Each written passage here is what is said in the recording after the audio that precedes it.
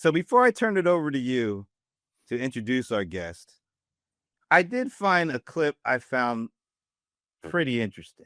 It doesn't go back to 2020, doesn't go back to 2015, doesn't even go back to 2010. What this goes back to?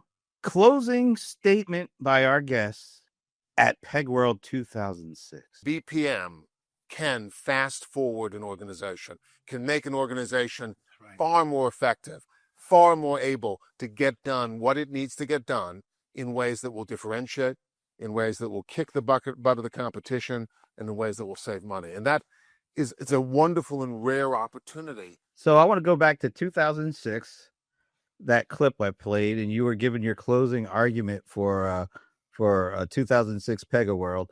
First of all, it's hard to believe it was 19 years ago. That's astonishing. It's kind of crazy. I mentioned that everything you said, it seems like it could apply today, with the exception of BPM and AI. I'm going to contest that. Oh, okay. Because I know you hypothesized that you could just take the term BPM and replace it with the buzzword du jour, which would have to be AI or agents, and say the exact same thing. What we've been able to do is take the AI and make it AI and BPM, right, as opposed to flipping one out for the other. And I think that's super, super critical, because the AI helps you reason and identify opportunities to replace a legacy system with something that's going to be a lot better. And the AI gives you that intellectual thought process that's really very, very invigorating, lets you rethink what you're doing. But the BPM, which the AI creates, then gives you the reliability of execution that businesses need. Two things that I always think about when I think about Pega: layer cake, and center out. How does layer cakes and center out kind of manifest itself in the agentic era here? I think it's perfect for the agentic era. And one of the things we're super excited about is that every workflow in a Pega system is inherently agentic. And what I mean by that, and this is the center out concept, the workflows run at the center of your business. The workflows and the decisions, those really are what your business offers to your clients. The AI has made it so much easier to create all the variations you need of those, and you're able to curate them and check them out. But those workflows at the heart of your business, every single one of them is agentic, which means I can actually have a conversation with my application. And if you go in, your Blueprint actually changes literally every 1 to 2 weeks. And some of the advances in it recently have included the ability to have an agentic conversation with an app that you've just created in Blueprint. So you create the app and you can begin talking to it. And what's amazing about it is it uses the power of the language models to be able to do a brilliant job conversing.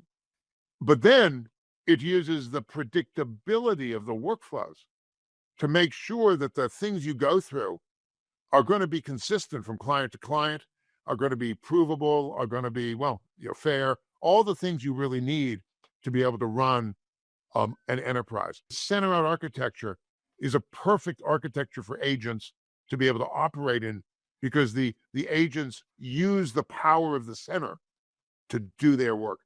And of course, the layer cake, that's where we put all of our assets, so that we're able, when we're designing these workflows, to say, hey, here's some stuff that goes across the entire organization, as opposed to things that might apply to just one division or another division, or one region or another region. The ability to layer those elements together provides reuse and provides visibility and stability to what's going on. I think there has been some, generally industry-wide kind of struggle with is how to price this stuff.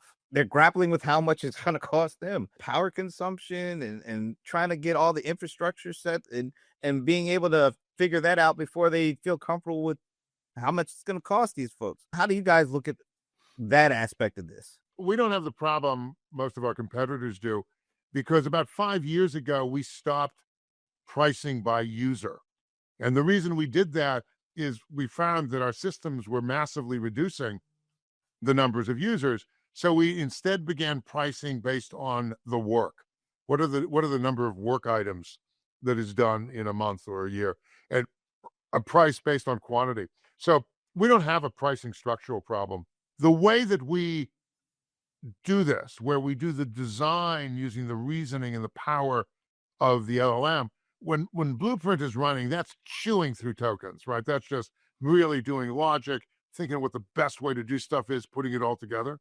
But at runtime, which is a factor of 1,000 more usage than design time, if you think about the ratios at a typical sort of company, at runtime, we're running workflows. We're using the LLM just for language interpretation. Wow.